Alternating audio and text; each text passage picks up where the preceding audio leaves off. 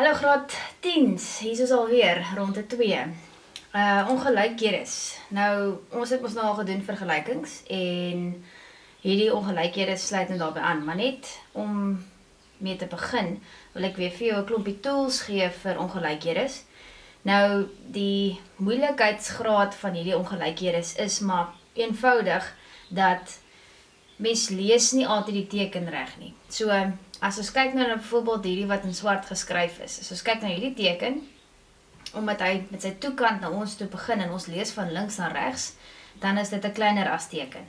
Omdat hy hierdie enetjie, die volgende teken, met die oop kant na ons toe kyk, as ons nou kyk van links af, want ons lees van links af, is hy oop, so dis 'n groter as teken. Nou, baie mense leer hulle kinders dat sit vir jou 'n stippellyntjie daarin, om te wys dat dit 'n kleiner as is, 'n K of 'n kleiner as. En baie mense sê vir hulle self, sit vir jou so 'n stippellyntjie daarin en 'n stippellyntjie daarin, dan lyk dit soos 'n G vir groter as. Maar hoe ook al jy dit gaan onthou, is all up to you, maar dis maar net 'n manier miskien om dit vir jou mee te help onthou. Ok, nou ewe skielik kry hierdie simbole die ongelykhede. Hierdie simbole in swart word ongelykhede genoem. Nou ewe skielik kry hulle 'n streepie onderaan. Nou die streepie dui aan dat die streepie beteken gelyk aan. So as dit dan nou, as ek hom toehou en sê reg, dit is 'n kleiner as teken, dan staan hier so kleiner en gelyk aan. En as dit dan nou 'n groter as teken is, en ek sit die streepie by, dan is dit groter en gelyk aan. Nou hier so in die wolkie het ek nou net weer 'n keer gesê, wat ek al 2 keer gesê het, lees van links na regs as jy kyk na die simbole. Nou, jy gaan nie net hierdie tekens moet verstaan en kan skryf en kan reg gebruik nie. Ons gaan dit in sekere maniere stel.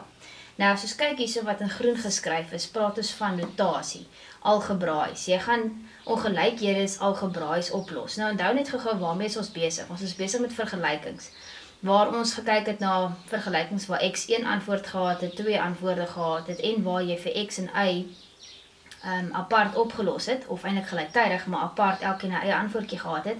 Nou hierdie ongelykhede verwys maar net dat x gaan nou ewe skielik meer as 1 antwoord hê, en nie net 2 antwoorde nie, dit gaan 'n onbeperkte aantal antwoorde hê, so nou sien.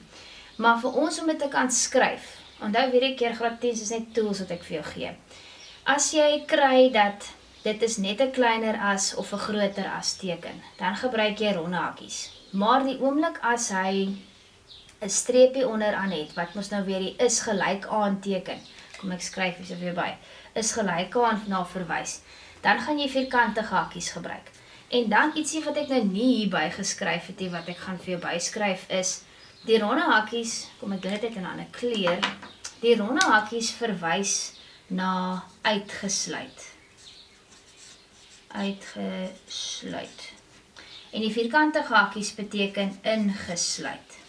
Nou, soos ons nou gaan deur voorbeelde, gaan jy dan nou 'n bietjie meer sin kan maak van wat ek nou sê, maar weet maar net weer 'n keer, dis tools, dis terme wat jy moet weet, wat elke tipe hakkie beteken. So, of ek nou die ongelykheidsteken gebruik, en of ek nou die hakkies gebruik, beteken dit dieselfde. Nou gaan ons nog 'n stapie verder. Jy gaan hierdie goed grafies moet voorstel. Nou, die kleiner as en die groter as teken, of die ronde hakkies, verteenwoordig 'n ronde sirkeltjie, 'n leë kolletjie. Reg?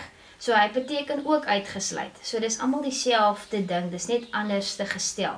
Hierdie is jou ongelykheidstekens, dis jou verskillende notasies in algebraïs, so dit wil sê wiskundig opgelos, en dan grafies is natuurlik die prentjie wat jy gaan teken van dit.